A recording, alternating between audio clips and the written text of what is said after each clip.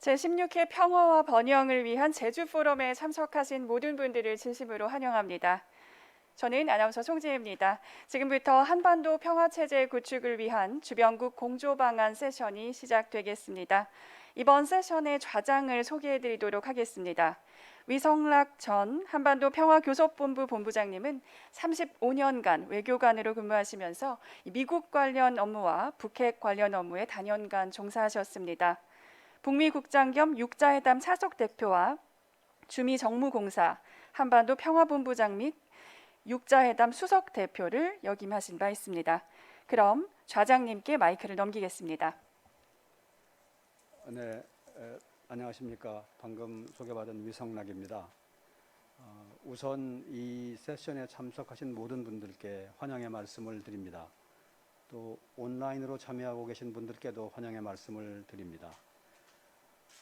오늘 저희가 다룰 주제는 한반도의 평화체제입니다. 지금 남북, 미북 대화가 중단된 상태에 있고 또 한반도 평화 프로세스 전체도 교착 상태에 있기 때문에 현 시점에서 평화체제를 논의한다는 것이 시의성 면에서 어떤가 하는 의문을 가질 분들도 계실 수 있겠습니다. 그렇지만 상황이 어렵다고 해서 또 밝은 미래에 대한 우리의 설계를 포기할 수는 없을 겁니다. 어려운 역경 속에서라도 미래에 대한 꿈을 그리는 노력을 멈추지 말아야 할 것으로 생각합니다. 디스토피아에서 유토피아를 치열하게 그렸던 사람들의 의지가 있었기 때문에 역사에서 새로운 장들이 열렸다고 생각합니다. 평화체제 문제는 남북 간에 물론 논의돼야 될 이슈지만은 남북 간의 논의만으로 마무리 지을 수는 없는 사안입니다. 주변 주요국들의 참여가 있고 주변 주요국들이 힘을 보태야 평화체제가 공고히 구축될 수 있고 또 유지될 수가 있습니다. 또한 평화체제는 그 자체로만 진전될 수는 없고 비핵화와 함께 가야 합니다. 비핵화 없는 평화체제를 생각하기 어렵고 또 평화체제가 빠진 비핵화를 생각하기도 어렵습니다. 그런데 비핵화도 남북 간의 논의만으로 완결되기는 어렵습니다.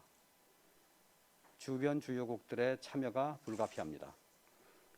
결국 이렇게 보면은 평화체제와 비핵화 모두가 남북 그리고 주변국들의 노력으로 선순환을 이루어야 된다고 할 수 있겠습니다.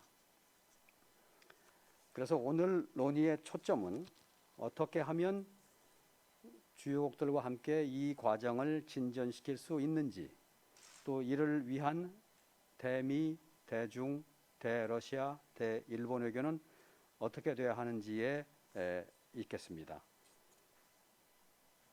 일견 쉽지 않은 과제입니다. 그렇지만 다행히도 이 분야에 아주 탁월한 전문성을 가진 여러분들을 이 자리에 모셨습니다. 그분들이 발제를 해주시고 토의를 해주시기 때문에 그분들의 리드로 오늘 유익한 결과를 얻어내기를 기대하는 것입니다. 그러면 제가 발제하실 분과 토의하실 분들을 간략히 소개해 올리겠습니다. 먼저 발제를 해주실 분은 김진아 한국국방연구원 연구위원이십니다. 김진아 연구위원님께서는 한국국방연구원에서 북한군사연구실장을 맡아서 북미관계와 비확산 문제를 연구하고 계십니다. 또 연세대에서 인도주의 개입에 대한 강의를 하고 계시고 청와대 국가안보실, 외교부, 통일부의 정책자문위원과 평가위원으로도 활동하고 계십니다. 한반도 평화체제와 다자협력이라는 주제로 발제를 해주시겠고요. 그 다음에는 토론자들을 소개해 드리겠습니다.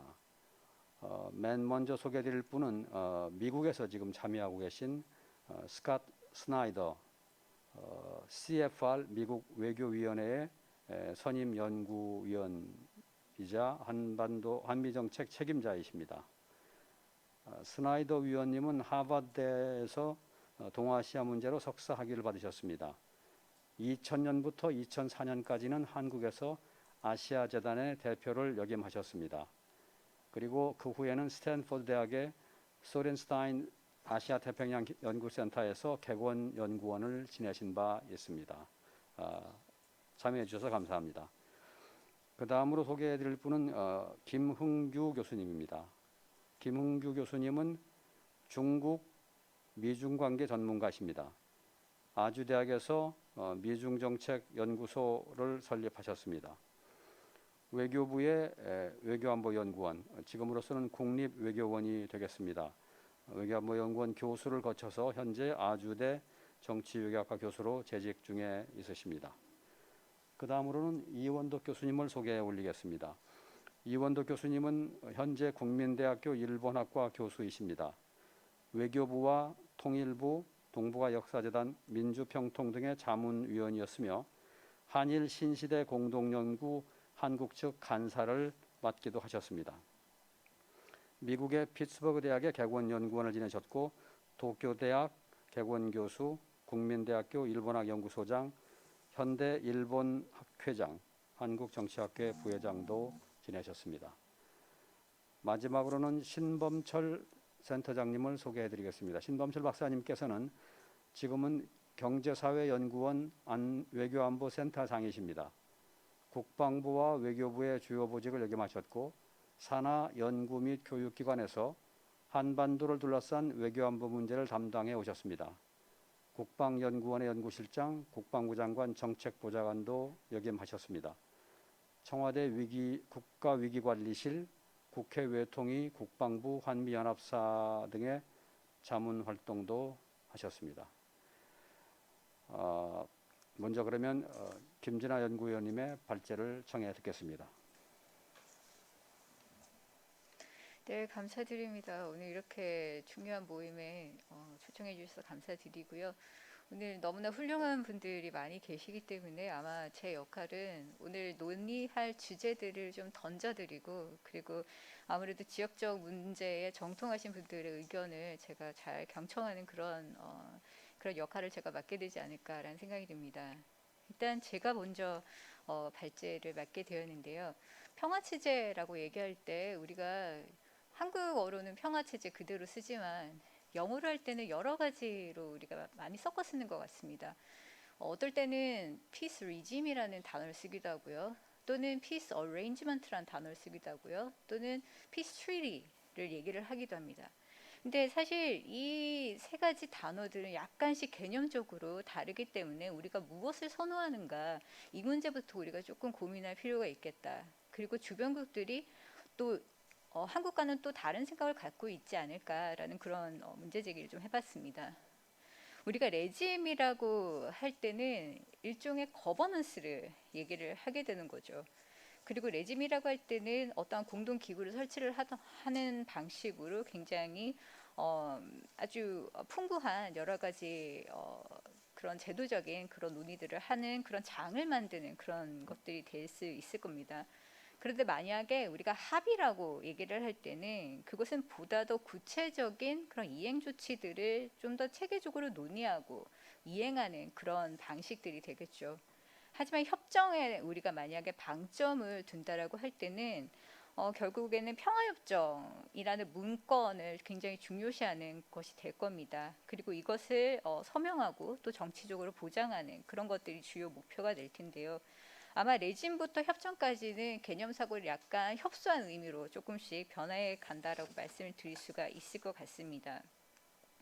그리고 이 개념이 사실 우리가 평화 체제를 좀 소극적인 그런 상황으로 볼 것인가 아니면 좀 적극적인 평화로 볼 것인가 이 두 가지의 차이점이 또 발생한다는 생각이 듭니다. 우리가 만약 소극적인 그런 접근법을 취할 때는요 아마 전쟁을 종식하는 그 상황 자체를 얘기를 할 것이고요. 그렇게 되면 뭐 종전 선언과 같은 일회성인 정치적인 선언 또는 이것은 결국엔 협상을 통해서 우리가 마련하는 문서를 이제 우리가 도출을 하게 되면 끝나는 그런 의미가 될 수도 있습니다. 하지만 만약에 우리가 적극적 평화를 얘기를 하게 된다라고 할 때는 조금 더 많은 활동들이 포함이 되겠죠. 평화를 회복하는 그런 과정을 얘기를 하는 것이 될 테고요. 그렇기 때문에는 평화 체제를 구축하고 이것을 제도화된 이행 조치로 뒷받침하면서 여러 가지 절차, 기제들을 마련하는 그런 수순을 우리가 얘기하는 것일 수 있을 겁니다. 우선순위에 따라서도 우리가 그러면은 평화 체제를 어떻게 볼 것인가, 이 문제가 상당히 중요하다라는 그런 생각이 사실 듭니다. 그리고 이 우선순위를 과연 관련국들이 어떠한 방식으로 받아들일 것인가, 무엇을 최우선순위에 둘 것인가, 이 부분도 조금씩 다를 수 있다는 생각이 들거든요. 그리고 이 관심 사항이 무엇이냐에 따라서 평화 체제가 전체 비핵화 과정에 있어서 앞으로 올 것인가 아니면 뒤로 올 수도 있을 것인가, 이런 부분들이 아마 차이가 날 수도 있다는 생각이 듭니다. 결국에는 평화협정이 이 전체 과정에서 어디에 오느냐가 상당히 저는 그 순서상의 배치가 중요하다는 그런 생각이 드는데요. 만약에 외교적인 관계 개선을 우리가 먼저 원하게 될 것인가, 아니면은 장기적으로 불신을 해소하는 그런 과정에 우리가 의미를 둘 것인가, 아니면 단지 정치적인 협상 타결 자체에 의미를 둘 것인가, 무엇을 우선하느냐에 따라서 사실 평화 체제라는 것이 앞으로 올 수도 있고 뒤로 올 수도 있다는 말입니다. 만약에 평화협정이 순서상으로 뒤로 배치될 경우에는 아마도 비핵화가 진행되는 과정을 쭉 지켜보면서 나머지 여러 가지 조치들의 이행 속도를 적절히 조절할 수 있는 그런 여건을 마련할 수가 있을 겁니다. 하지만 만약에 평화체제라는 것이 앞으로 배치될 경우에는 아마 향후 걸림돌이 될 수 있는 여러 가지 안보적인 문제들을 계속 안고 가야 되는 그런 리스크를 우리가 예상을 할 수가 있다라고 말씀드릴 수가 있겠습니다. 특히 비핵화가 이행되느냐, 이행되지 않느냐에 따라서 결국에는 한미동맹 이슈도 새롭게 부각이 될 수 있고, 이것이 논쟁화가 되는 시점이 사실은 달라질 수 있을 거라고 생각이 듭니다. 과연 그렇다면 이러한 문제에 있어서 주변국들의 이해관계는 어떻게 반영이 되고 우리가 이 문제를 논의할 때 어떤 점들을 고려해야 될 것인가, 이런 부분들이 중요하게 될 텐데요. 아무래도 지역 전문가분들이 많이 계시기 때문에 저는 단지 앞으로 우리가 고려해야 할 그런 사항들이 무엇인지 그 부분에 대해서만 짧게 말씀을 드리고자 합니다. 아마 여러 가지 이해관계를 많이 가지고 있을 것 같아요. 중국이든 러시아든 뭐 일본이든 미국이든 아마 우리가 지금까지 논의했었던 것들은 어떠한 이익을 갖고 있는가, 평화체제를 수립함에 있어서 미국이 어떠한 이익을 갖고 있고, 중국이 어떤 이익을 기대를 하고 있고, 그리고 러시아가 또 어떠한 이익을 얻어갈 수 있을 것인지, 이런 부분에 대해서는 상당히 많은 논의가 사실은 이루어졌습니다. 하지만 그와 아울러서 우리가 또 생각을 해야 될 것은 관여를 함에 따라서 발생하는 비용에 대해서 또 주변국이 어떻게 이해를 하고 있는지, 이 부분도 충분히 우리가 생각을 해봐야 될 것 같은데요. 평화 구축이라는 것이 쉽지는 않습니다. 많은 인력과 에너지와 시간들이 필요한 것이고, 이런 것들이 결국엔 다 관여 비용이 될 수 있는 거죠. 이 비용을 각 국가 입장에서 얻을 수 있는 이익과 비교를 하면서 아마 주변국들이 입장 정리를 하지 않을까라는 그런 생각이 들고요. 러시아 같은 경우에는 뭐 신동방 정책의 추진 동력을 마련한다라든가, 아니면은 뭐 자국 군사력을 좀 더 아태 지역으로 전환할 수 있는 계기를 만든다든가, 그런 여러 가지의 이익이 있을 것이고요. 이 이익을 관여하는 비용에 비춰서 아마 입장을 정리할 수 있을 겁니다. 중국과 같은 경우에도 평화 구축 과정에서 지분을 상당히 확보하고 싶어 하는데, 과연 이러한 군사적인 문제에 있어서도 평화 체제를 수립함에 있어서 미국의 군사 개입을 억제를 할 수 있고, 한미일의 삼국 군사 동맹을 견제를 하는 여러 가지 이익들을 계속 이런 과정에서 인풋을 시킬 수 있을 것인지, 이런 이익들을 얻을 수 있을 것인지를 사실 관여 비용과 함께 논의를 하게 될 수 있을 것 같습니다. 또 하나 우리가 생각해 보아야 될 것은 관여를 하지 않을 때의 손실입니다. 분명히 비용은 발생을 하게 되는데, 그러면은 그렇다고 해서 관여하지 않을 것인가, 이 비관여에 따른 손실도 함께 생각을 해봐야 될 겁니다. 미국과 같은 경우는 미국을 배제한 안보 구조가 형성되는 것이 아마 비관여 손실이 될 겁니다. 중국과 같은 경우에는 북한에 대한 여러 가지 기득권을 상실하는 그런 것들이 비관여의 손실이 될 것이고요. 러시아가 관여하지 않을 경우에는 외교적 입지가 훨씬 더 축소되는 그런 부분들이 아마 비관여 손실이 될 겁니다. 이런 부분들을 함께 고려를 할 것으로 예상이 되고요. 그렇게 되면 앞으로 각 국가들이 어떠한 추진 전략을 추구를 할 것인가 생각을 해보면 아무래도 미국은 안정적으로 이 모든 상황들을 비핵화와 연계를 시켜서 관여를 하겠다라는 그런 전략을 가질 것으로 예상이 되고요. 중국은 아무래도 비핵화 이후의 단계에 훨씬 더 많은 관심이 있기 때문에 비핵화와 그리고 한반도 평화 체제를 적극적으로 연계하면서 지분을 넓혀가려는 그런 전략을 추진할 수 있습니다. 그리고 러시아는 이러한 급박한 상황들이 적어도 자국의 이익에 손실을 초래하지 않는 방식으로 유도를 할 수 있도록 피해 최소 전략을 추진할 수 있을 것이라는 생각이 듭니다. 저는 적어도 주변국들이 비핵화 합의의 다음 단계에 관심이 많기 때문에 비핵화라는 그런 협상이 빨리 추진이 되는데 상당한 이해관계를 갖고 있다라는 생각이 듭니다.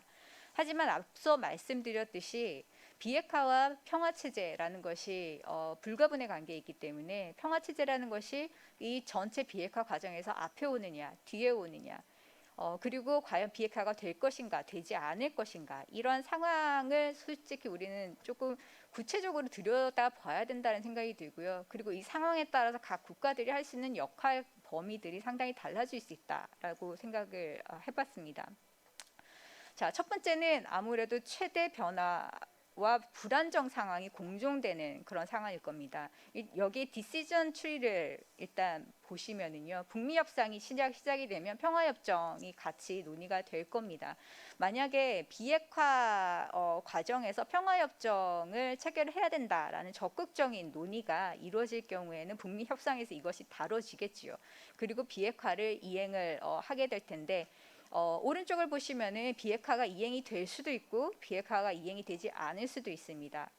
만약 평화협정이 우선적으로 논의되는 상황에서 비핵화가 잘 될 경우에는 최대 변화가 일어나는 상황이지만 안정적으로 상황을 관리할 수 있는 그런 시나리오가 될 겁니다. 그러면 이러한 상황에서는 우리는 미래동맹 발전이나 구조적인 군비 통제와 같은 여러 가지 문제들을 논의할 수 있는 거겠죠. 하지만 비핵화가 이루어지지 않는 상황으로 가게 된다면은 여러 가지 동맹 변화와 관련한 논의들이 가속화가 되면서 우리가 이 비핵화 과정들을 잘 조절하지 못하는 아주 불안정하면서 최대 변화가 일어나는 상황이 될 겁니다. 반대로 평화협정이라는 것이 우선되지 않으면서 북미 협상에서 주요 논의 사항이 안 될 경우에는 결국에는 남북 관계에서 이 문제를 논의를 하게 되겠죠. 남북 관계를 재설정해서 예를 들어서 기본 협정을 새롭게 만들어내는 그런 상황에서는 이것을 문서화하고 다자적으로 보증을 하면서 여러 가지 노력들이 뒤따르게 되겠지만 만약에 남북 관계 재설정이라는 것이 없는 상태에서 그런 비핵화가 이루어지느냐 안 이루어지느냐 왼쪽을 보시면은 그 두 가지의 경우의 수로 나눠볼 수가 있을 겁니다. 만약에 비핵화가 잘 진행이 된다 평화협정 없이 그렇다면 비핵화에 조금 더 초점을 맞춰서 최소의 변화를 시도를 하면서 안정적으로 상황을 관리할 수 있는 상황이 될 겁니다. 하지만 비핵화도 이행이 안 되고 평화협정도 없는 상태에서는 결국에는 여러 가지 문제들이 일어날 수가 있을 것인데요. 그것은 지역 군비 경쟁이나 북한 내부 불안정이나 여러 가지 요소들을 생각을 해볼 수가 있을 겁니다. 최대 변화와 그리고 불안정한 상황부터 먼저 말씀을 드리겠습니다. 아까도 말씀드렸듯이 비핵화가 완료되기 전에 평화협정이 체결되는 그런 상황인데요. 이때는 전자권 전환이라든지 유엔사 해체와 관련 여러 가지 이슈들이 나올 수가 있을 것이고요. 북한의 핵 위협이 남는 그런 상황이기 때문에 한반도의 군사력이 비대칭적으로 좀 한국에 불리하게 전개된 상황일 수도 있습니다. 평화체제 전환에 대한 논의가 먼저 오기 때문에 유엔사의 역할이나 기능이나 구조 이러한 논의에 우리가 논의를 시작하는 것은 불가피한 상황이 될 것이고요. 그렇다면 전정협정을 평화체제로 바꾸는 문제와 관련한 여러 가지 논의들이 아마 주변국이 관심이 갖는 그런 의제가 될 수 있을 겁니다. 최대 변화 상황에서 그렇지만 비핵화가 어느 정도 이행이 되는 안정적인 상황이라고 한다면 비핵화에 소요되는 시간을 좀 더 고려할 때에 좀 더 점진적인 동맹의 변화를 함께 관리할 수 있는 그런 여건이 형성되는 상황이라고 말씀드릴 수가 있겠습니다. 일단 핵 위협이 제거되는 상황이기 때문에 새로운 균형점을 어떤 식으로 이뤄나갈 것인지 우리가 모색을 해야 되는 그런 상황이 될 것이고요. 한국과 같은 경우에는 이제는 운영적인 군비 통제뿐만이 아니라 구조적인 군비 통제 협의를 단계적으로 진행을 해야 되는 그런 상황이 될 겁니다. 결국에는 주한미군의 성격 변화라든지 그리고 동북 간의 불안 정성을 조금 더 소멸시키기 위해서 다자 안보 레짐을 논의한다든지 이런 여러 가지 것들이 논의될 수 있는 상황이 될 겁니다. 하지만 평화협정이 없는 상태에서 그리고 북핵의 여러 가지 이행들이 실행되지 않는 그런 불안전 상황에서는 지금 협정이 단계적으로 후순위로 배치가 되면서 기본 협정을 새롭게 남북 간에 논의를 해야 되는 그런 상황이 될 겁니다. 일단 이러한 상황에서는 우리가 남북 간의 내정 불간섭이라든지 또는 선별적인 교류 협력이라든지 개발 협력 구상이라든지 이런 것들을 계속 논의를 하게 되는 그런 상황이 될 수도 있는데요. 이때는 주변국의 참여를 좀 더 유도하기 위해서 아마 중국과 러시아의 많은 소통이 필요하게 될 것이고요. 그리고 남북 기본 협정을 만약에 평화체제 협정을 논의하기 이전에 먼저 하는 상황이기 때문에 이 여러 가지 내용들을 우리가 합의를 하게 된다면 주변국인 미국이나 중국이나 러시아가 이를 다자적으로 보증하는 형태로 우리가 논의를 하는 방향성을 기대를 할 수가 있을 겁니다. 최소 변화가 일어나면서 아주 불안정한 그런 상황에는 평화협정도 없고 비핵화도 안 되고 지역적인 군비 경쟁이 심화되는 상황이다라고 말씀을 드릴 수가 있겠는데요.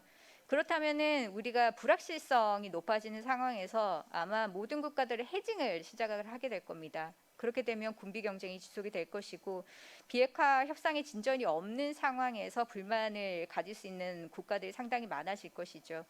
자, 이런 상황에서 한국 정부가 아마 많은 고민이 필요할 것이고 어떻게 안정적으로 가져갈 것인지 이런 부분에 대해서 주변 국가의 상당한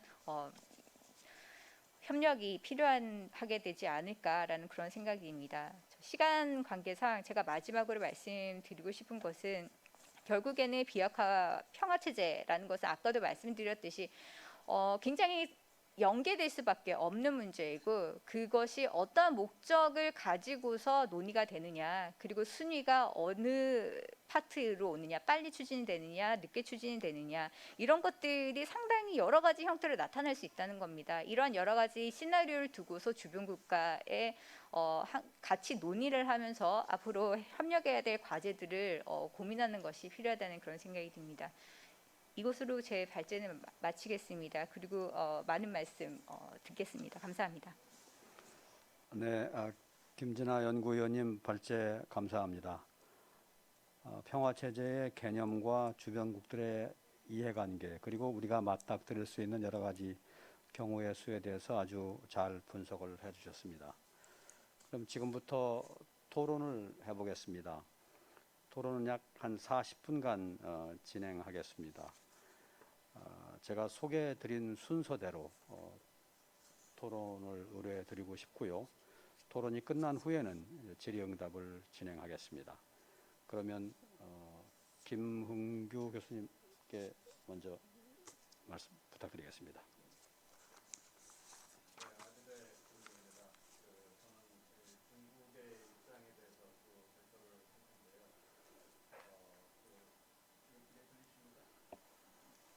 네. 네, 좋습니다. 네. 중국은 본래 대륙 국가였습니다. 그런데 이제 점차 중국의 힘이 강해지면서 해양과 대륙을 동시에 아우르는 해륙 국가로 이제 전환하면서 기존의 해양 세력인 이제 일본이나 미국과의 갈등은 불가피해진 것이 아닌가라는 생각이 듭니다. 한국은 대륙 세력과 해양 세력 사이에 낀 어떤 의미에서 완충지대 혹은 교량지대 성격이 강했는데 사실상은 한국은 대륙계보다 더 편승한 그런 정체성을 가져왔었습니다. 그런데 세계 제2차 대전 이후에 북한은 대륙 세력에, 그다음에 한국은 그 해양 세력과 그 정체성을 서로 이제 나누는 그러한 이제 각각 분열된 정체성을 갖게 되면서 어떻게 보면 해양 세력과 이 대륙 세력 사이에서 가장 첨예하게 갈등이 이제 진행되는 그런 공간이 되었습니다.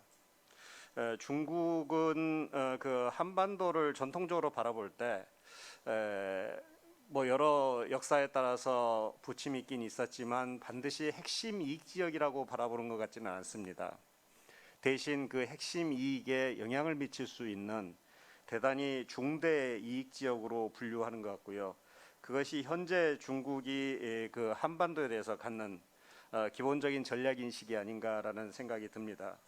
그럼에도 불구하고 이 동북아 혹은 동아시아 그리고 세계 차원에서 어떤 패권 전쟁이 시작됐을 때 이 그 한반도라는 공간은 점차 핵심 이익에 훨씬 더 가까워지는 그런 공간으로 전환하는 상황이 됩니다. 중국은 후진타오 시절까지만 해도 그 한국이나 한반도 문제는 미중 간의 전략적 협력의 대상으로 삼았고 가능하면 이 한반도에서 어떠한 경우라도 안정을 시키는 것이 일단 우선이다 라는 것이 기본적인 대한반도 정책의 핵심이었던 것 같습니다. 물론 비핵화도 그냥 단순한 립 서비스라기보다는 사실 중국이 대한반도 정책에서 추구하는 정책이긴 분명한데 그것이 현실적으로 당장 이루어질 수 있는 사안이라기보다는 훨씬 중장기적인 목표로 추진했던 것 같습니다. 그럼에도 불구하고 시진핑 주석이 중국은 이제 더 이상 발전 도상국이 아니고 강국이라고 스스로 국가 정체성을 전환했을 때 이 한반도 문제에 대해서 개입하고 싶은 동기와 의지는 훨씬 더 강해지는 것 같습니다. 거기에다가 특히 이 한국에 대한 영향력을 보다 더 확대하겠다라는 생각도 강해지는 것 같습니다. 그래서 그동안 이제 중국의 비핵화와 관련된 혹은 평화체제와 관련된 중국의 정책은 일단은 안정을 유지하자 그러면서 현재 상황 속에서 점진적으로 미국의 영향력을 축소시키고 중국의 영향력을 점차적으로 확대해 나가는 방향으로 이 정책을 가져가자라는 생각이었습니다. 그 이면에는 이제 물론 북한 정권의 유지라든가 그다음에 그런 의미에서는 북한의 그 정당한 그 안보 문제를 고려해야 된다. 뭐 이런 얘기를 계속 해왔던 것이죠. 그런데 또 그 북한의 입장에서 보면 사실은 중국이 점차적으로 북한에 대해서 강화하는 어떤 영향력에 대한 저항도 그만큼 또 커졌던 것 같습니다. 그래서 이 두 측면을 우리가 동시에 이해하는 것이 북중 관계를 이해하는 길이고 북한의 그 어떤 행태를 또 이해하는 어떤 그 모습이 아닌가 싶습니다. 현재로서는 그 중국이 북한 혹은 북핵 카드를 활용해서 미중 전략 경쟁에 임하겠다는 생각은 적은 것 같아요. 그럼에도 불구하고 점차 미중 간의 그 전략 경쟁이 격화되고 한국이 미국 편향으로 갔을 때는 아마 북한 카드를 활용하고자 하는 그 의지가 훨씬 더 강해질 겁니다. 그렇지만 이것은 중국이 반드시 그러고 싶은 옵션은 현재는 아니다라는 생각입니다. 또 하나는 중국은 한반도 문제 해결을 위해서 자신의 어떤 방안, 과거에는 그 쌍중단이라고 우리가 그랬죠. 서로 북핵 실험하지 말고 그다음에 한미 간의 상호 군사 연습하지 말자. 그다음에 이제 쌍궤 병행이라고 했죠. 그 비핵화와 평화 체제 구축을 같이 진행시키자. 뭐 이런 얘기를 했었는데 여기에서 보다 진전된 중국만의 어떤 방안을 저는 지금 찾고 있는 것이 아닌가라는 개인적인 생각을 가지고 있습니다. 왜 그러냐면 시진핑 주석이 2014년에 아시아인의 안보는 아시아인의 손으로라는 모토를 내걸었고요. 그것은 바로 첫 그 실험하는 가장 중요한 공간이 한반도가 아니겠습니까? 따라서 그런 의미에서 보면 중국은 지금 내부적으로는 어떻게 미국이 주도하는 이 한반도 혹은 비핵화의 공간을 중국의 주도로 이제 바꿀 것인가에 대한 고민과 연구가 계속 지금 진행되는 것이 아닌가라는 생각이 들고 일정 시간이 지나면 저는 그 모습을 드러낼 거라는 것이 제 판단입니다. 여기에서 이제 중국이 갖는 가장 중요한 관심은 결국은 유엔사 해체 문제와 대단히 깊은 관심이 있겠다라는 생각이 듭니다. 그것은 유엔사라는 이름을 통해서 1단 유사시 미중 전략 경쟁에서 동북아에 미국이 군사적으로 개입할 수 있는 그 기반을 가지고 있기 때문에 그것을 해체하는 작업들을 한반도 평화체제의 구축 과정과 더불어서 진행시키는 것이 중국의 이익에 대단히 부합한다라는 생각을 가지고 있을 겁니다. 그래서 중국은 이제 한반도 정책에 있어서 일단은 안정을 추구하고 그 다음에 남북한 간의 공존을 유지하고 그것은 이제 우리 한국의 목표와 일치하는 것이죠.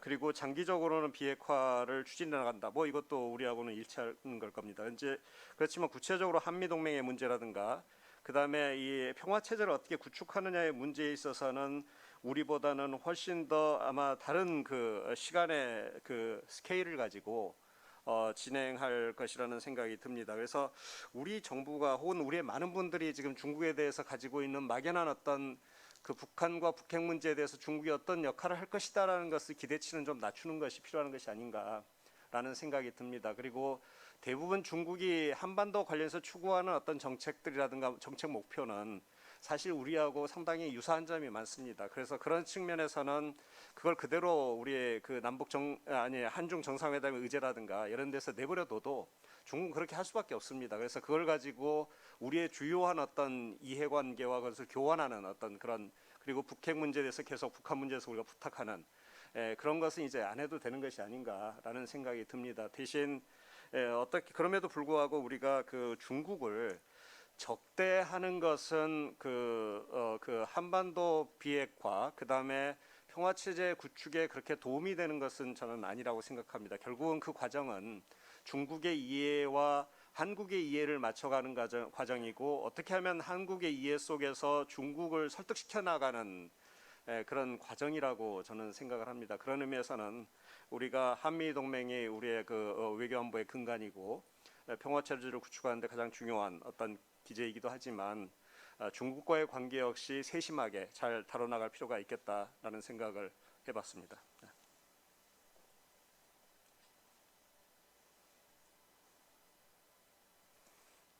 너무 빨리 끝냈나요? 아닙니다. 예, 감사합니다. 시간을 맞춰주셔서 감사하고요. 김은구 교수님 중국 측면에서 보는 여러 가지 시각들을 잘 분석하고 소개해 주셨습니다. 그러면은 미국 쪽 관점을 좀 들어보는 시간 갖겠습니다. 지금 미국에서 스캇 스나이더 연구위원께서 참여하고 계신데 스나이더 위원님 토론 부탁드립니다.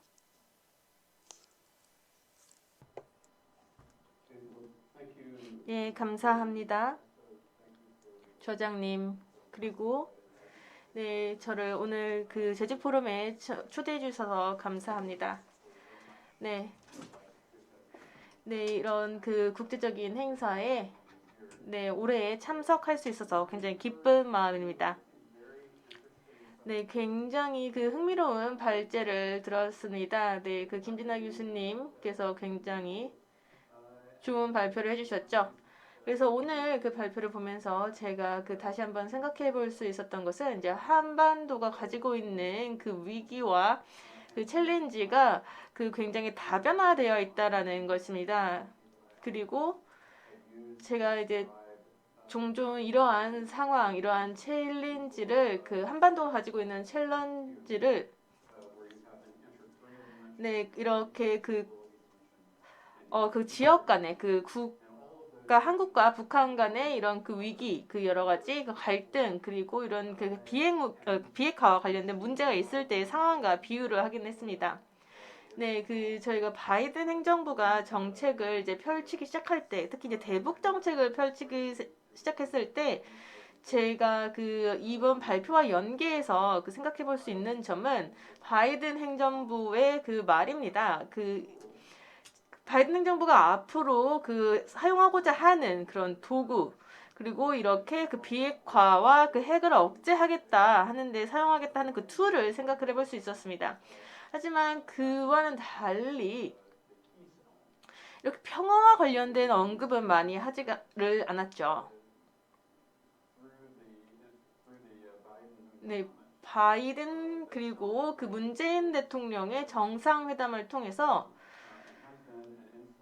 그리고 어느 정도의 영향을 미쳤다고 할 수 있습니다. 이런 정책에 저희가 영향을 받았다라고 생각을 합니다. 이제 정상회담의 결과가 바이든 행정부의 대북 정책에도 영향을 미쳤죠. 그것이 이제 결국에는 이제 평화와 연결이 되었다고 생각을 합니다. 제가 생각했을 때 바이든 행정부는 이러한 그 비핵화와 평화가 서로 연계되어야 한다라는 의견을 가지고 있는 것 같습니다.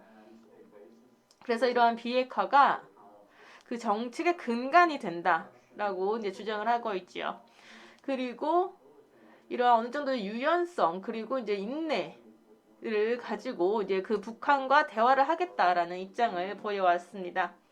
그래서 만약에 그 북한이 그 대응하겠다, 우리도 이게 함께 하겠다라는 의지를 보여준다면 미국도 충분히 그런 의향이 있다라는 그 언급을 했습니다.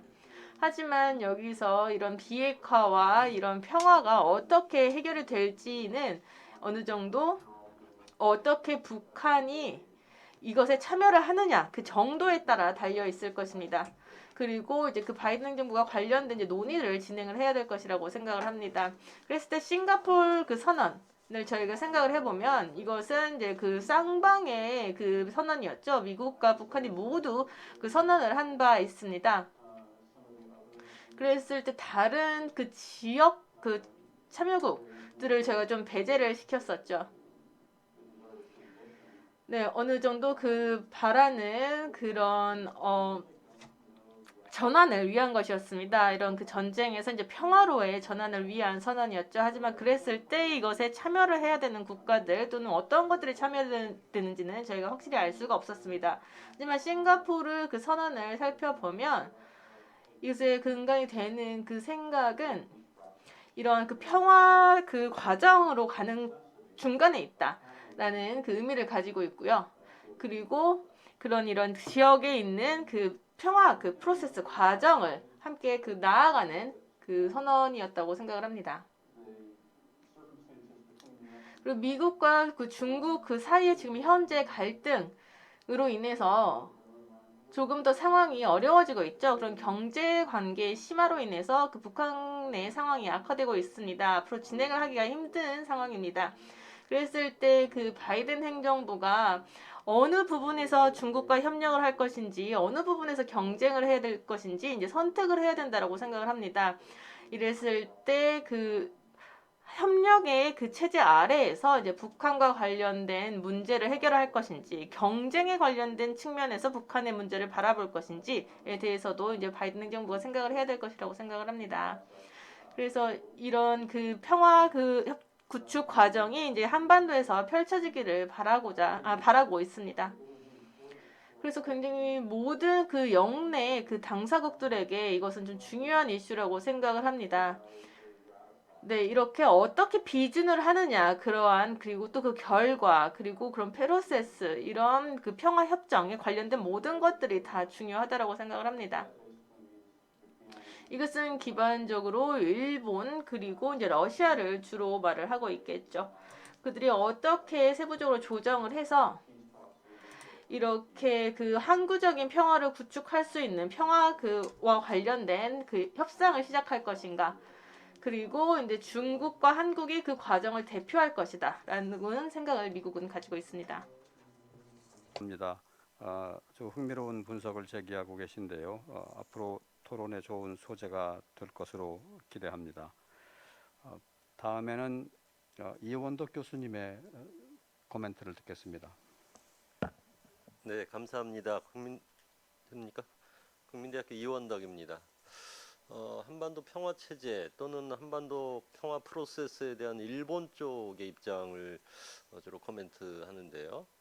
먼저 전제로 생각해봐야 될 것은 우선 지금 동북아시아의 그 국제정치 지형 구도가 저는 미중 전략 경쟁 속에 한반도와 일본이 끼어 있는 구도다 이렇게 좀 보고 싶고요. 그런 의미에서 전통적으로 한반도와 주변 사강이라고 하는 것은 주변 사강의 힘과 역할이 워낙 지금 비대칭적으로 되어 있기 때문에 일본의 역할은 상대적으로 많이 좀 축소되고 있는 상황이 아닌가 이렇게 우선 진단이 되고요.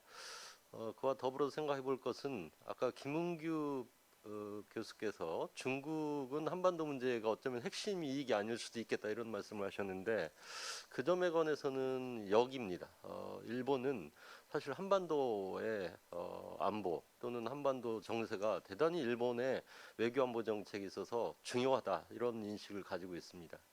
명치 시대 이래 일본의 전략가들은 한반도를 일본을 겨냥하고 있는 피스톨이다 이렇게 그 지칭을 해왔고 그것은 아마 20세기, 21세기에 있어서도 크게 다르지 않을 거라고 생각합니다. 일본의 입장에서 보면은 한반도가 적대 세력에 의해서 일본에게 비우호적인 세력에 의해서 지배될 경우 일본의 안전 보장은 치명적이다라고 하는 인식을 가지고 있다고 생각합니다. 이런 기본 관점하에서 지금 일본이 이 한반도의 평화 문제를 어떻게 바라보고 있느냐에 대해서 먼저 말씀을 드리면은 기본적으로는 최근에 이 한반도 이 평화 프로세스 과정에 대해서는 아시다시피 일본은 좀 상대적으로 소외되어 있었죠. 소위 재팬 패스라고 해서 따라서 일본의 입장은 상당히 경계론 그리고 불신입니다. 아까 위성락 대사님께서 평화 체제와 비핵화는 불가분의 관계다 이렇게 말씀하셨지만 일본이야말로 사실은 평화 체제보다는 비핵화라고 하는데 관점을 더 강하게 가지고 있다. 사실은 북한의 핵 또는 미사일이라고 할 때 주변국에서 보면 위협을 느끼는 국가는 뭐 당연히 우리 대한민국이 있지만 그 다음으로 위협이라고 생각하는 건 일본입니다. 그렇기 때문에 비핵화 없는 평화 체제에 대한 경계와 불신이 대단히 강하다. 그리고 북한 체제 자체에 대해서도 과연 김정은 정부가 비핵화를 할 의지를 가지고 있는 것인가에 대한 대단히 불신이 강하다 이렇게 말씀드려야 될 것 같습니다. 그래서 북한 핵 문제에 대한 어프로치도 일본 정부는 기본적으로는 대화와 압력 이렇게 설명을 하고 있지만 대화보다는 압력, 제재, 압박을 통해서 북한 비핵화를 추진해야 된다라고 하는 입장이고 아시다시피 미국보다도 어떤 의미에서는 CVID에 대한 집착이 강하다 이렇게 좀 봐야 될 것 같습니다. 그리고 이제 그 한일 관계도 대단히 이 한반도 평화 문제를 바라보는 일본의 시각을 결정하는데 중요한 부분이라고 보는데 지금 그 일본 정부는 뭐 그렇게까지 하고 있지 않지만 일본의 미디어나 많은 일본인들은 문재인 정부를 소위 친북 반일 정부다 이런 그 프레임으로 보고 있는 측면이 있습니다. 물론 이게 사실관계가 이렇다는 얘기는 전혀 아닙니다. 적어도 일본 그 보수 세력은 그런 문재인 정부의 평화 프로세스 시도에 대해서 상당히 불신을 가지고 있다. 그러니까 북한의 비핵화가 전혀 담보되지 않은 속에서 남북 관계를 진전시키는 것에 대한 불신과 회의를 강하게 가지고 있다 이렇게 좀 봐야 되겠고 그 배경에는 역시 지금 한일 관계가 대단히 냉각되어 있고 어떤 의미에서는 최악의 갈등 상황에 놓여 있는 것과 무관하지 않다고 생각합니다. 그래서 기본적으로 일본의 이 한반도 평화 체제를 보는 시각은 대단히 냉소적이고 경계론이고 불신이다 이렇게 정리할 수가 있다고 보고요. 그러면 이제 우리 입장에서 어떻게 해야 되느냐, 소위 일본 다루기를 어떻게 해야 되느냐 하는 것은 또 별개의 문제라고 생각합니다. 저는 사실은 한반도 평화에 관해서 일본의 건설적인 역할을 견인할 수 있고 충분히 그렇게 할 수 있고 그렇게 해야 된다고 생각합니다. 일본 패스론이다 또는 일본이 한반도 평화의 회방꾼이다라고 하는 시각 그 자체는 정확하지도 않을 뿐더러 전략적이지 않다 이렇게 생각합니다. 그래서 일본의 적극적인 평화의 관여를 견인하는 노력을 우리가 해야 되겠다. 그런 생각이 들고 그렇게 하기 위해서는 어떤 그 노력들이 필요하냐를 생각해 보면은 첫 번째는 우선 한일 관계를 좀 개선시킬 필요가 있습니다. 아시다시피 지금 한일 관계는 이 소위 과거사, 위안부, 징용 문제 등등으로 해서 최악의 상황이기 때문에 우리 한일 관계가 안 좋은 속에서 그 악화된 상황에서 한국 정부가 추진하는 대북 관계에 대해서 일본이 신뢰를 할 가능성은 매우 낮을 수밖에 없죠. 그런 의미에서 좀 한일 관계 개선을 위한 노력을 좀 우리가 할 필요가 있고 뭐 징용 위안부 문제에 대해서는 여기서 이 자리에서 자세히 말씀드릴 수 없습니다만은 저는 상당 부분 이 주제에 관해서는 공이 우리 쪽에 와 있다 이렇게 생각합니다. 이 두 주제를 어떻게 풀어갈 수 있느냐에 따라서 사실 한반도 평화 프로세스에 대한 일본의 입장도 변화할 수 있다 이렇게 말씀드릴 수 있고요. 다만 위안부 문제나 징용 문제의 허들을 높일 경우 북일 관계의 개선 가능성은 낮아진다라고 하는 것 대단히 전략적으로 볼 필요가 있다고 생각합니다. 가령 한일 관계에서 만약에 위안부 문제나 특히 징용 문제도 뭐 단순히 머릿수로 얘기하자면은 지금 100만 명부터 34명까지 굉장히 그러니까 미니멈 맥시멈이 굉장히 다양한데요. 만약 우리 정부가 인정한 대로 21만 명의 징용자가 법적으로 존재한다고 하면은 당연히 북한에도 존재하겠죠. 21만 명에 대해서 1인당 1억 정도의 배상을 우리가 집요하게 청구할 생각이라고 하면은 일본 입장에서 보면은 한일 관계에서는 21조가 되는 문제지만 북한 지역에 또 같은 수가 존재하죠. 그렇기 때문에 북일 관계의 허들이 점차 높아진다고 하는 것도 대단히 우리가 전략적으로 생각해 볼 문제다. 이렇게 말씀드리고 싶고 관련해서 일본은 북한 문제에 대해서 여전히 청구권 지불의 의무를 지니고 있습니다. 일본 정부도 이 사실에 대해서는 인정을 하고 있습니다. 1965년 한일 국교정상화 당시에 한국 정부가 일본으로부터 수령한 청구권 자금 무상 3억 불, 유상 2억 불은 북한에 대해서는 아직 공백 상태로 놓여 있기 때문에 북은 권리를 가지고 있습니다. 또 어떤 의미에서 일본은 그 의무를 지니고 있다. 이 청구권 자금은 당시에는 5억 불이었지만 여러 가지 그 환율이나 인플레이션 등등 고려하면 지금 북일 관계에서 만약에 청구권 자금이 적용된다면은 뭐 혹자는 300억 불 또는 많게 얘기하는 사람은 500억 불도 얘기하는 사람이 있습니다.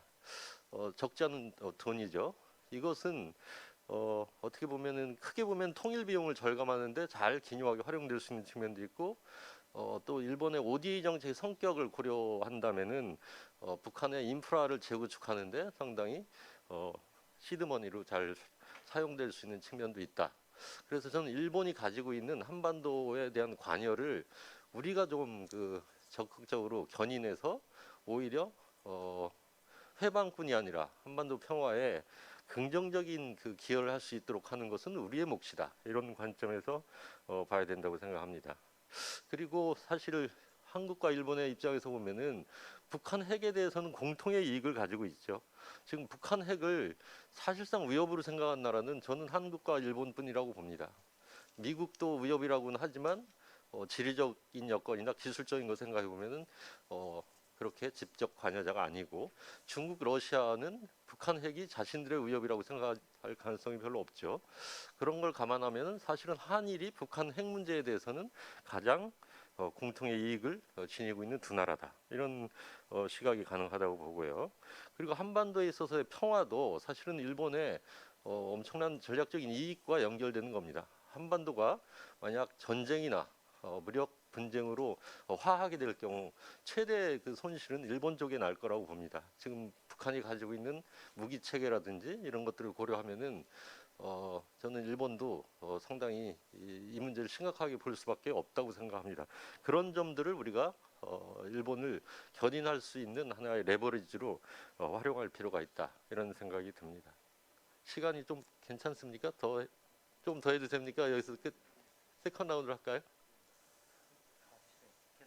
계속. 마지막으로 그러면은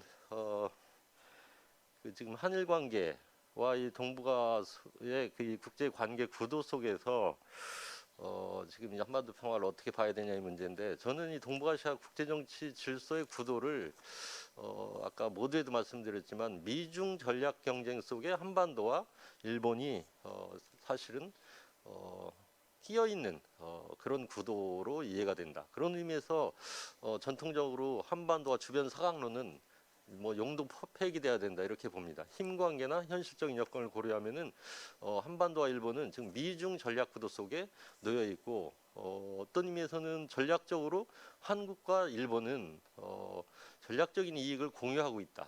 그리고 심지어는 가치와 규범도 공유하고 있다라고 하는 관점이 대단히 중요하다고 봅니다.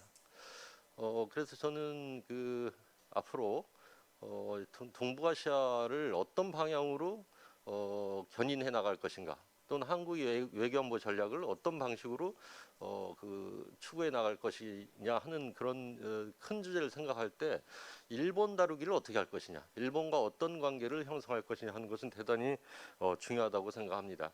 지금 유감스럽게도 한일 관계는 거의 과거사 문제에 매몰되어 있습니다. 저는 일본과 한국은 전략적으로 이익을 공유하고 있을 뿐더러 가치와 규범을 함께 하고 있기 때문에 마치 냉전 체제 하에서 서유럽의 독불 관계를 저는 아날로지로 생각을 합니다. 지금 미중 전략 경쟁 구도화에서 한일은 협력을 통해서 이 지역의 전체적인 안정과 평화 그리고 공동 변형을 견인해 나가는 주요한 파트너십이 될 수 있다, 이렇게 생각합니다. 서유럽의 냉전 체제에서의 독불 관계는 미소가 말하자면 냉전적인 대결을 벌이는 구도 속에서 역사를 극복하고 서유럽을 평화와 안정의 공동체로 만들어내는데 성공했다고 봅니다. 그러한 그 역사적인 경험을 이 지역에 있어서도 적용시키는 그런 지혜를 발휘하는 것이 어떨까, 이렇게 생각을 해봅니다. 이상입니다. 이원덕 교수님 감사합니다. 일본과의 관련 사항에 대해서 잘 짚어주셨고, 특히 지금 악화된 한일 관계가 전반적으로 미치는 부정적인 영향에 대해서 적절한 경고를 주셨습니다. 마지막 토론으로는 신범철 센터장님께 말씀 의뢰를 드리겠습니다. 네, 대사님 감사합니다. 이렇게 또 많은 청중이 오시는 회의인지 몰랐는데 청중들 앞에서 발표를 하려니까 떨리네요. 한반도 평화체제 문제, 김진아 박사님께서 체계적으로 설명을 참 잘해 주신 것 같아요. 각각의 단계에서 이슈들을. 그런데 이제 저는 한국의 관점이기 때문에 한국의 관점에서 고민해야 될 몇 가지 포인트들과 한국이 바라보는 주변국들의 입장, 그리고 주변국들에게 던지는 질문, 그리고 마지막으로 한국이 어떤 방향으로 나아가야 된다 하는 제언을 간략하게 말씀드리도록 하겠습니다. 아마 토론 시간이 13분이 남은 건데 다음 분들 또 2차 토론이 있을 거라고 생각하기 때문에 5, 6분 안에 마치려고 하겠습니다. 사실은 평화체제 이야기를 할 때 지금까지 나온 이야기 중에서는 한 3가지 중요 포인트가 있습니다. 일부는 김진아 박사님께서 설명을 하셨는데, 첫 번째는 주체의 문제예요. 평화체제 협상을 누구와 할 것인가. 한때 한국에서는 남북이 주도하고 그 다음에 주변국의 엔돌스, 보장을 받는 그런 접근을 이야기했지만 최근 들어서는 그런 기대조차도 하지 않고 있는 것 같아요. 그래서 이것이 3자냐 4자냐 6자냐의 문제로 가는 것 같아요. 3자는 남북미 종전선언에서 나온 것처럼 일단 기본적으로 한반도 평화체제의 기본 틀을 남북미가 논의하고 그 다음 단계에서 다른 나라들의 협조를 받겠다. 그리고 4자는 여러분 아시는 것처럼 남북미중 90년대 후반에 4자 회담을 한 적도 있죠. 그리고 6자는 여러분 잘 아시는 6자 회담에서의 평화체제 논의, 이런 것들이 이제 논의가 되어 있고 한국이 어떤 방향을 선택할 것이냐, 그리고 그것과 관련해서 주변국이 어떤 입장을 보여줄 것이냐가 관건이라고 봅니다. 두 번째는 구성 요소가 핵과의 연계성이 되겠죠. 핵 문제. 앞서서도 계속 말씀을 해주셨는데 이 평화체제 논의를 비핵화의 입구로 볼 것이냐 출구로 볼 것이냐에 따라서 국내적으로는 상당히 큰 입장차를 보이고 있어요. 그것은 뭐냐면은 문재인 정부 같은 경우에는 종전선언이라는 평화체제의 한 구성 요소가 될 수 있는 것을 비핵화 협상의 입구로 놈으로 해서 비핵화를 촉진시키자, 이런 입장을 보이는 경우가 있고, 과거 전통적인 입장에서는 평화체제는 북한 비핵화가 완성이 된 다음에야 실질적인 의미를 갖는다 하는 비핵화의 출구로서의 의미가 있다, 이렇게 접근을 해왔던 것이 사실입니다. 한국 정부는 여기에서 어떠한 입장을 취할 것이고 이것과 관련해서 주변국과 어떠한 협조를 논의할 것인가 하는 부분이 중요한 이슈입니다. 마지막으로는 구체적인 협상에 들어가면 논의될 건데요. 구성 요소에 관한 부분이에요. 이 평화체제는 말씀드린 비핵화가 워낙 중요해서 따로 제가 떼서 설명드렸지만 그 안에서 남북 간의 재래식 군사적 신뢰 구축, 남북 간의 정치적 신뢰 구축, 그리고 북한에 대한 경제적 지원, 이런 문제들이 또 함께 논의가 될 것이고, 특히 미중 맥락에서는요, 주한미군 문제가 심각하게 논의될 수밖에 없는 구조적인 문제가 있습니다.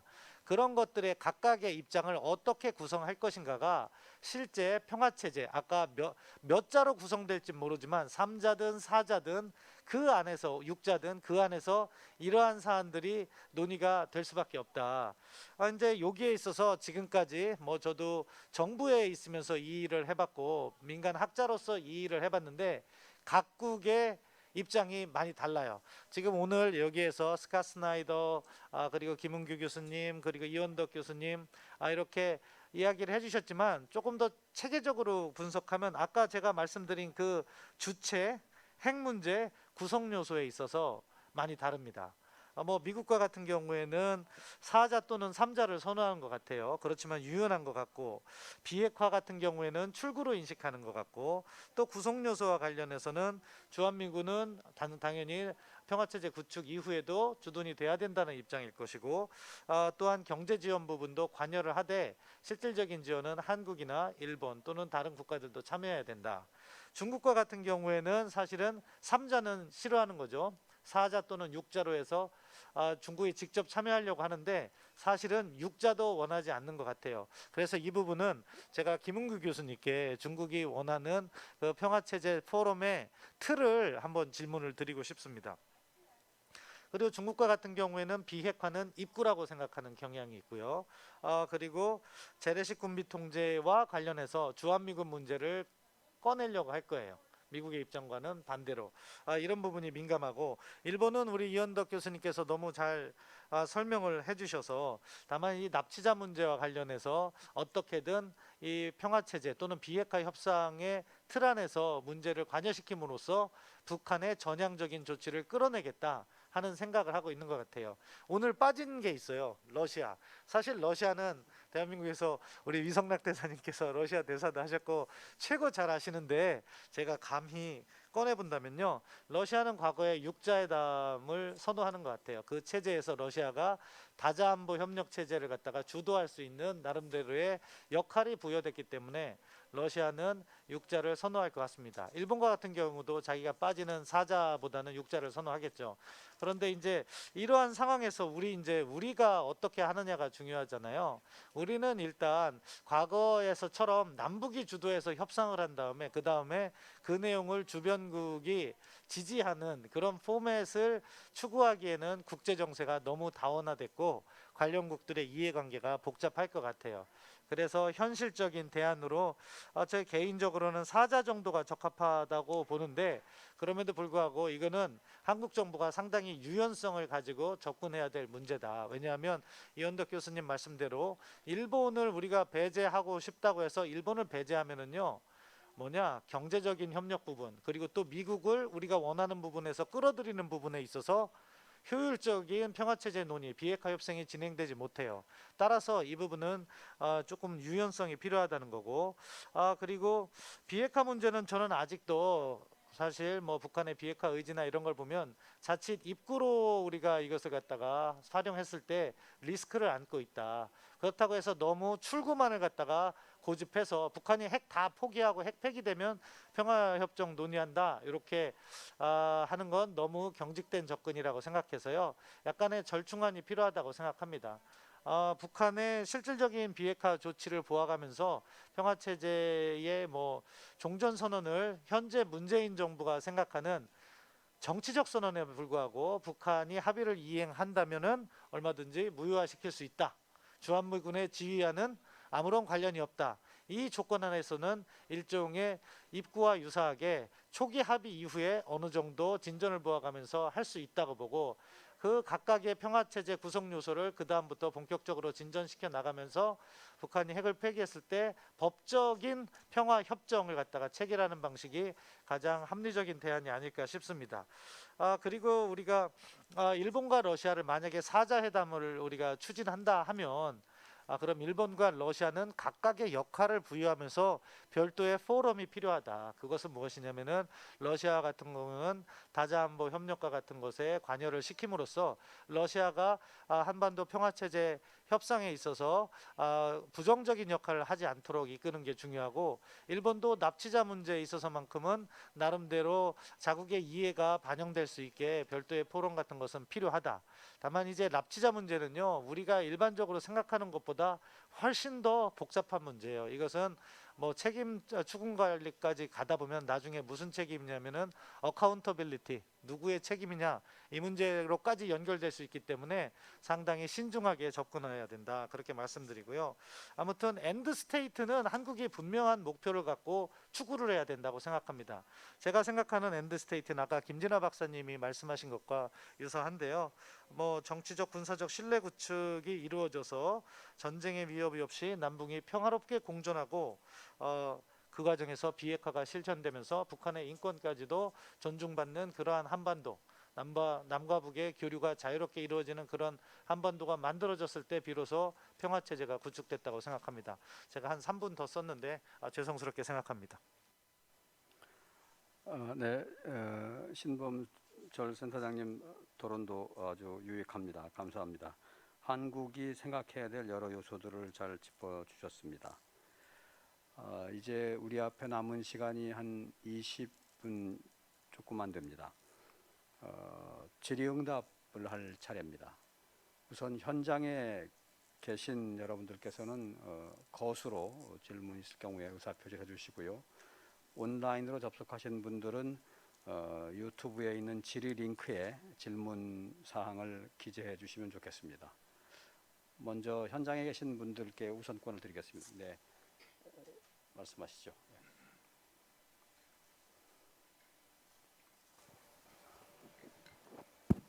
네, 안녕하세요. NK뉴스 김정민입니다. 저는 질문 두 가지 드리려고 합니다. 첫 번째는 위성락 대사님께 여쭈고 싶은 게 있는데, 마지막에 신범철 박사님께서 사자회담과 육자회담 중에 좀 사자회담이 그나마 좀 가능성이 있어 보이가 조금 preferable하다고 말씀을 하셨는데, 이거에 대해서 좀 어떻게 생각하는지, 현 상황에서 사자회담과 육자회담 사이에 뭐가 더 나을 것 같다고 생각을 하시는지가 조금 궁금하고요. 두 번째는 사실 북한이 보는 비핵화의 정의에 관한 내용입니다. 그 옛날 2018년이었던가요? 2019년이었던가요? 그때 조선반도 비핵화에 대한 정의를 북한이 조선중앙통신을 통해서 이렇게 얘기를 한 적이 있습니다. 그때 얘기를 할 때 미국의 그 Extended Deterrence에 대한 이야기를 했는데요. 북한 입장에서 조선반도 비핵화라고 한다는 거는 그 북과 남의 영역 안에서뿐만이 아니고 조선반도를 겨냥하고 있는 주변으로부터의 모든 핵 위협 요인을 제거한다는 것이다, 이렇게 그때 얘기를 했는데, 만약에 사자나 육자 회담을 했을 때 중국이나 일본 입장에서 이런 북한의 비핵화 인식, 조선반도 비핵화 인식을 좀 어떻게 해석할지, 왜냐하면 지금 한미는 그 한반도의 완전한 비핵화 쪽으로 좀 정립을 한 상태인 것 같아서요. 이 부분 혹시 대답해 주실 수 있는 분이 계시다면 좀 부탁드립니다. 네, 감사합니다. 저한테까지 질문이 하나 있는데 좀 뭐하지만 일단 제기된 질문이니까 제가 간략하게 그냥 답변을 먼저 드리고, 두 번째 질문에 대해서는 다른 분께서 응대해 주시면 좋겠습니다. 준비를 해 주시면 좋겠고요. 평화체제 문제에 대한 논의 포맷은 아무래도 육자보다는 사자 쪽이 더 렐러번스가 있을 것 같습니다. 왜냐하면 전쟁을 일단 정전시킨 당사자 중심으로 볼 때 그렇다는 거죠. 거기에는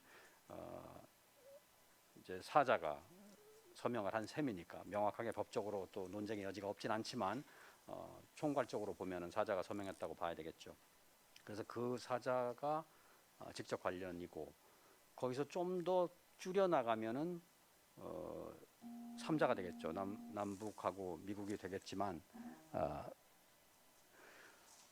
중국까지 포함한다면 4자가 되겠고, 6자는 일단 그 점에서 렐러번스가 떨어진다. 둘째는 효율성의 문제인데, 이런 논쟁의 정도가 아주 심각할 사안을 너무나 많은 숫자의 참여자들이 논의하기 시작하면 협의가 더 어려울 수 있기 때문에 그러한 효율성의 측면에서도 육자보다는 사자다, 두 가지 측면에서 그렇게 생각을 하고요.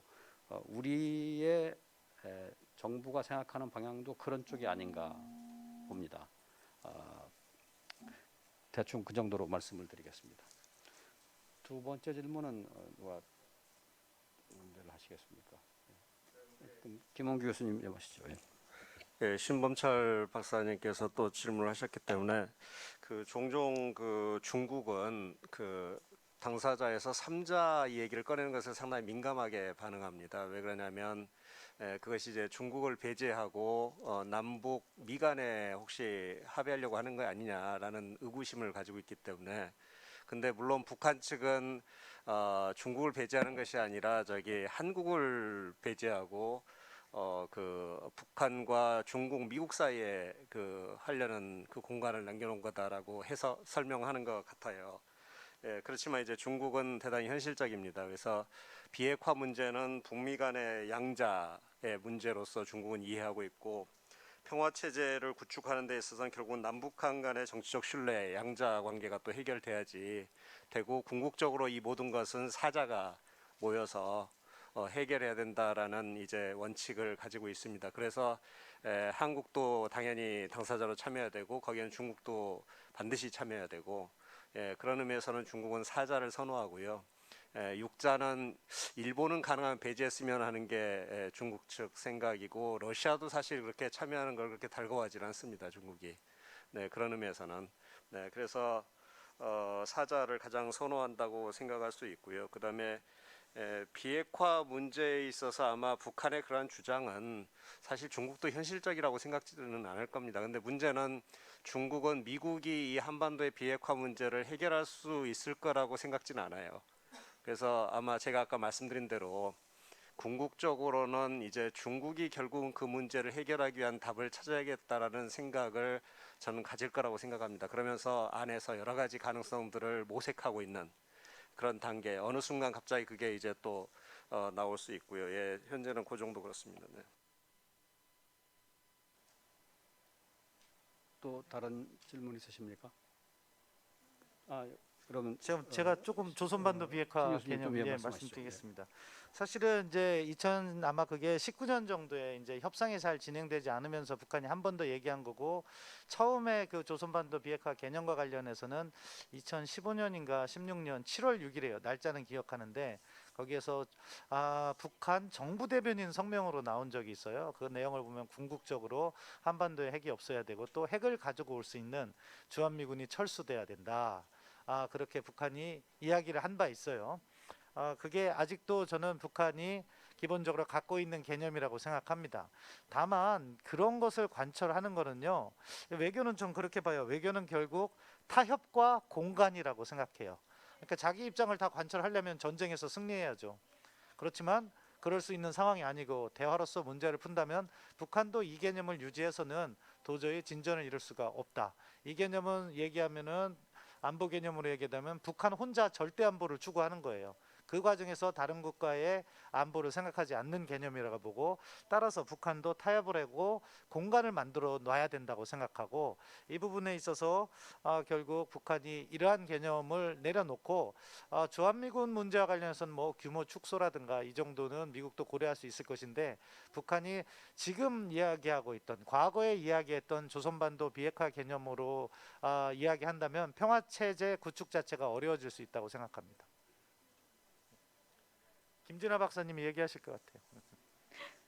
네, 저도 잠시 첨언을 조금 드리자면요. 일단 주체 문제에 있어서 저는 조금 다르게 생각하는 측면도 있어요. 왜냐하면 3자가 되든 4자가 되든 결국에는 이란 핵협상을 봐서도 이게 안보리 결의 형식으로 통과가 돼야 되는 것이거든요. 그러면은 안보리 상임이사국인 중국, 러시아의 이해관계가 반영될 수밖에 없는 그런 상황이 될 테고, 그렇게 되면은 3자가 얘기를 한다고 하더라도 사실 그 내용에 담겨질 것들은 사실 다양한 이슈들이 될 수가 있다라는 겁니다. 왜냐하면 안보리를 어쨌든 통과를 해야 되고, 거기에서 중국이나 러시아의 비토가 없어야 되기 때문이고요.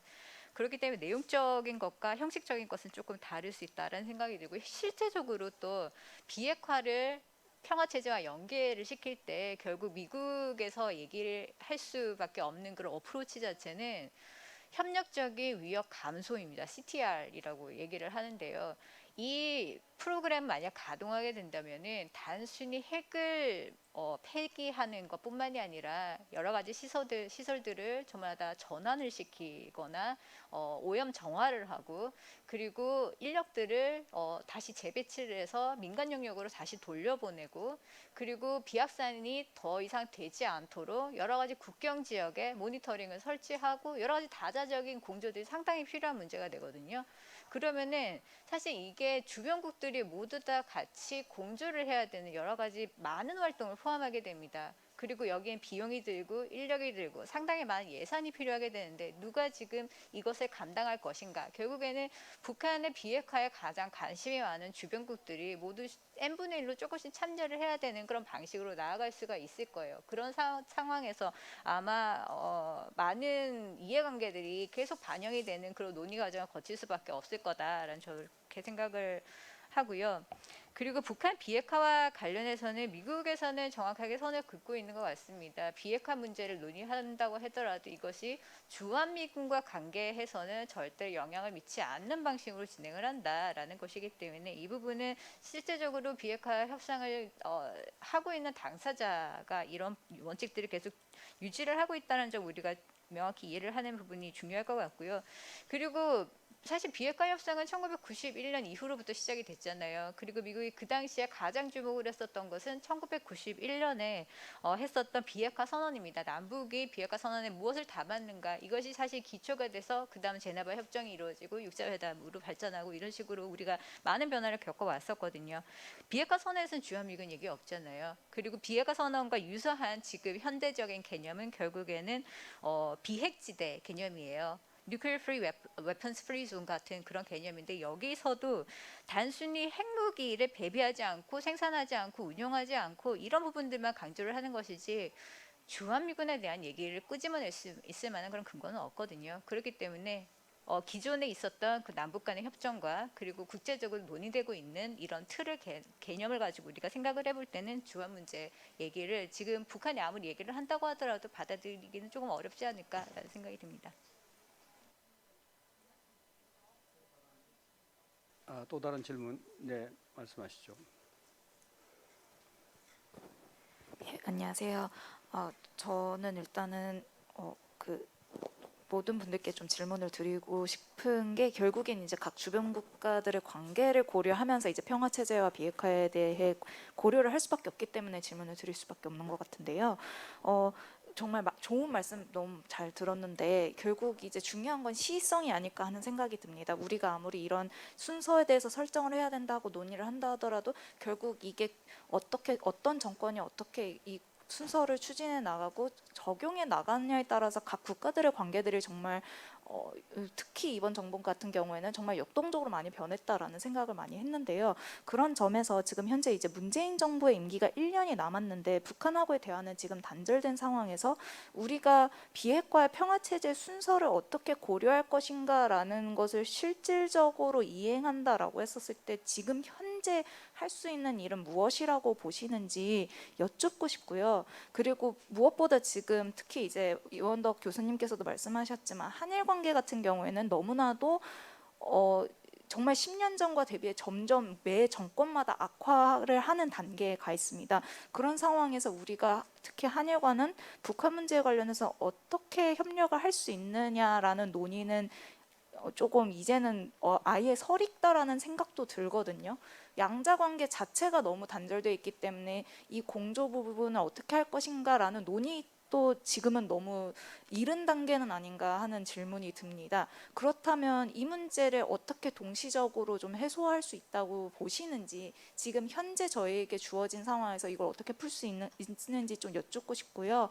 그리고 김은규 교수님께서는 한중 관계 역시 사드 협의가 있었지만 그럼에도 불구하고 진전이 가시적으로 있진 않습니다. 그렇기 때문에 이 북핵 문제에 대해서 지금 현재 북한과의 대화가 단절되고 북한은 중국과의 그 수교로 다지면서 협력을 강화하는 과정에서 우리가 현재 평화 체제와 비핵화의 협의를 좀 더 실효성 있게 함께 논의한다라고 하려면 우리가 지금 당장 단계에서는 무엇을 해야 된다고 생각하는지 여쭙고 싶습니다. 그리고 스콧 스나이더 박사님께도 여쭙고 싶은데요. 이번 한미 정상회담을 통해서 그 한미 협력의 그 단인계를 저희가 좀 더 다변화했고 심화했다라고 생각을 합니다. 하지만 북핵 문제나 이제 한반도 평화 체제와 관련해서는 사실 구체적으로 정상 간의 합의가 이루어진 부분이 있어 보이진 않거든요. 우리가 지금 현재 북한과의 대화를 재개를 하고 실질적으로 어떤 변화를 이끌려면 어떤 조금 더 세세한 협의가 있을 수 있는지 좀 의견 여쭙고 싶습니다. 네, 질문 감사합니다. 지금 우리한테 주어진 시간이 그리 많지 않습니다. 한 5분 정도밖에 남지 않았는데 여러분이 답을 하셔야 되니까 아주 압축적으로 답변을 해주시면 좋겠습니다. 누구부터 하시겠습니까? 네. 네, 북한과 한국은 사실 정치적 신뢰를 가지기가 참 어렵습니다. 어떤 조약을 정전 체제든 평화 체제든 갖는다 할지라도 전쟁까지 한 사이고 지금 같은 구조에서는 핵심적인 것은 결국은 서로 간의 안보적인 확신이 있어야만이 저는 움직일 수 있다고 봅니다. 그래서 지금과 같은 논의 구조, 지금과 같은 우리의 과도한 어떤 기대, 혹은 미국이나 혹은 중국, 혹은 심지어는 북한에 대한 기대, 또 저는 일단 더 접어야 되는 게 오히려 앞으로 우리가 평화체제 구축을 위해서 필요한 것이 아닌가라는 생각이 듭니다. 그런 의미에서는 북한의 핵 미사일에 대응해서 우리가 군사적인 어떤 안정성 우리 스스로 확보하는 문제가 저는 가장 오히려 공존과 평화체제 구축을 위해서 가장 기묘하다라는 역설적인 이야기를 하고 싶습니다. 그래야만이 우리도 자신 있게 북한에 대해서 공존을 이야기할 수 있고 남북한이 서로 뭔가를 좀 해보자라고 할 수 있는 구조지, 그렇지 않으면 끊임없이 우리는 불신과 의혹과 그리고 거기 상대방에 대한 서로 간의 취약성 때문에 그것이 안 될 겁니다. 그래서 그런 의미에서는 이제 중국에 대해서도 우리가 기존에 막연하게 뭔가 중요한 역할을 할 것이라는 그런 기대치에서 상당히 많은 것을 좀 내려놔야지 오히려 중국도 움직일 공간이 생기고 우리도 좀 더 자유로워지면서 앞으로 더 뭔가 할 수 있지 않을까라는, 그래서 기초 체력이 중요하다 뭐 이런 얘기를 하고 싶습니다. 네.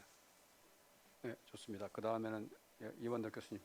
네, 일본 파트 좀 말씀드리면은 저는 대북 관계를 결국 풀어가는 국제적 지지 기반이 얼마나 튼튼하냐 하는 게 대단히 중요하다고 보는데, 그런 의미에서 한미일 이 공조 협력 체제는 하나의 중요한 대북 정책 인프라라고 봅니다. 근데 지금 기자님 말씀하셨다시피 지금 한일 관계는 뭐 그걸 논할 단계가 아니고 오히려 한일 관계는 최악의 갈등으로 시작하고 있기 때문에 결국은 한일 관계에 있어서 신뢰를 회복하고 평화의 적극적인 건설적인 협력을 견인해야 된다고 하는 관점에 선다고 하면은 결국 한일 관계를 풀어가는 게 중요하겠죠. 그럼 지금 한일 관계에서 뭐가 문제냐? 굉장히 전방위적으로 갈등이 있습니다만은 저는 한일 관계 갈등의 내관은 징용 문제다 이렇게 보고 있고, 지금 아시다시피 우리 법원에서 현금화가 진행되고 있습니다. 그래서 이 문제를 한국이 주도적으로 좀 풀어갈 필요가 있다는 생각이 들고, 그러면 어떻게 풀 수 있느냐? 저는 뭐 한마디로 말씀드리면은 일본에 대해서 이 과거사와 관련된 물질적인 배상 요구는 현실적이지도 않을 뿐더러 우리가 주도적으로 그것을 포기하는 쪽으로 가는 게 적실성이 있다 이런 해법을 가지고 있습니다. 뭐 저 굳이 말하자면은 역사 청신의 방정식을 좀 바꿔서 물질 요구를 계속 우리가 거듭해 나가는 방식에 이제 좀 종식을 하고 종식 선언을 하고 정신적인 차원에 있어서 역사 청산으로 돌려야 된다고 보고, 그것이 아까도 말씀드렸지만 북일 관계, 한일 관계, 한반도 평화 문제 전체적으로 연관되어 있습니다. 우리가 계속 과거사 문제에 대한 그런 물질적인 배상 요구를 높여가면 높여갈수록 일본은 협력하기는커녕 그거에 대해 반발하고 할 거라고 봅니다. 사실은 조금 시간적으로 쫓겨서 그런데 납치자 문제도 어떻게 보면 현실적인 문제가 아니고 저는 과거사 문제라고 봅니다. 또 다른 위안부와 같은 벌써 이미 30년, 40년 전에 벌어진 일에 관한 얘기거든요. 어떤 의미에서는 한국이 위안부 문제로 지금 외교적인 어떻게 보면 스펙트럼이 다소 제약받는 부분이 있다고 생각이 되는데 일본도 마찬가지입니다. 그래서 이 납치 문제의 본질은 인권 문제이기도 하지만 과거사 문제다, 과거 이미 지난 문제다라고 하는 거를 상기하고 싶습니다. 네, 그러면 여기서 잠깐 미국에 계신 스콧 스나이더의 코멘트를 먼저 듣겠습니다. 1분 이내로. U.S. Please answer less than 1 minute. 네, 두 가지 점을 좀 짚어드리고 싶습니다. 네, 첫 번째는 그 바이든 행정부가 그 지금 현재 일본 그리고 한국 간의 그 견해 차이에 대해서 잘 알고 있다는 것입니다. 그래서 서로를 협력시킬 수 있도록 많은 노력을 기울이고 있습니다. 두 번째는 네, 바이든 행정부 그리고 문재인 행정부 같은 경우는 이렇게 그 외교적인 참여를 최우선화했습니다. 분명히 그 입장을 만들었죠. 그래서 이런 전쟁 종식 선언을 그 처음에 저희가 시작점으로 둘 것인가 이것에 대해서 이제 북한과 논의를 하고 싶다라는 그 의견을 잘 밝혀냈습니다. 그리고 이것이 앞으로 저희가 이끌어 나갈 진중한 협상의 과정이라고 생각을 합니다. 예, 뭐 센터장님 준비되셨습니까? 예, 문재현 기자님께서 마지막 해주신 질문 당장 우리가 무엇을 할 것이냐 참 어려운 상황이죠. 근데 저는 외교는요 이게 적절한 표현인지는 모르겠지만 시와 새라고 생각합니다. 시라는 것은 타이밍이 중요한 것이고 새라는 것은 우리가 무언가를 할 때 힘이 있어야 되는 거죠. 힘이라는 것은 대한민국의 독자적인 힘도 필요하지만 주변국과의 공조가 중요하다. 근데 지금 타이밍을 보면요, 북한이 자력갱생한다면서 움직이지 않고 있어요. 물론 그들의 나름대로의 계산이나 셈법은 따로 있겠지만요. 그런데 이럴 때 우리 정부가 북한을 향해서 목소리를 내는 것보다는요, 그 새를 형성하기 위해서 한미공조, 한중협력, 그리고 일본과의 관계 개선 이런 것들을 지금 하나씩 해나가는 것이 현실적인 대응이 아닐까 싶습니다. 네, 감사합니다. 그러면 마지막으로 김진아 연구위원님께 전반적인 코멘트를 할 기회를 드리겠습니다. 네. 네, 오늘 많은 말씀을 해주셔서 저도 많이 공부가 됐었고요. 서두에 제가 프레젠테이션 하면서 말씀드렸듯이 이 로드맵이라는 것은 상당히 많은 고민이 필요하다는 생각이 들어요. 그리고 아무래도 미국이 단계적인 접근법을 계속 강조하고 있는 만큼 비핵화와 한반도 평화 체제를 어떤 식으로 시퀀싱을 할 것인가 이 문제를 사실 우리도 좀 더 단계적으로 고민을 해야 된다. 이런과 같은 경우에는 시작일과 그리고 이행일과 실제적으로 이행하는 날짜와 그리고 비가역적으로 계속 진행이 될 수가 있는 그런 전환기 이렇게 여러 가지 단계적으로 나눠서 각각 단계별로 무엇을 지급을 하고 그리고 무엇을 확인할 것인가를 다 이제 열심히 고민을 해서 합의를 만들어냈거든요. 한국도 지금 먼 미래 일이라고 생각하지 않았으면 좋겠고요. 이런 고민들을 지금부터 구체적으로 하는 노력들이 계속적으로 이루어졌으면 좋겠다는 그런 생각이 듭니다. 오늘 많이 배웠습니다. 감사합니다. 시간이 다 되었기 때문에 이제 마무리를 해야 될 것 같습니다. 제가 끝나기 전에 한 가지만 애드하고 싶은 코멘트가 있는데 일본에 관한 부분입니다. 일반인들은 일본이 한반도 평화 체제에 관련이 아주 적은 게 아닌가 하는 선입견들을 많이 가지고 있는데 사실은 내막을 들여다보면은 그보다는 좀 더 연고가 많습니다. 평화 체제가 되면은 우선 첫째로는 평화 협정이 있어야 하고 제1가는 필라죠. 평화 협정이 있어야 되고 그 다음에는 관계 정상화가 이루어져야 됩니다. 남북 관계 정상화, 미북 관계 정상화. 근데 또 연이어서 이루어져야 될 것이 일북 관계 정상화입니다. 그러니까 직접 당사자는 아니지만 아주 중요한 당사자입니다. 관계 정상화가 안 이루어진 것은 미국하고 일본하고 한국 셋인데 그 셋이 관계 정상화를 해야 합니다. 근데 일본은 관계 정상화를 하려면 청구권이 걸려 있고 더 크게는 납치가 걸려 있습니다. 그러니까 일본 외교 입장에서 볼 때는 엄청난 스테이크가 평화 체제에 걸려 있습니다. 그러니까 그런 일본의 사정도 우리가 이해를 해야지만 객관적으로 이를 다룰 수 있고 또 일본을 필요할 때 또 활용할 수도 있다고 생각이 듭니다.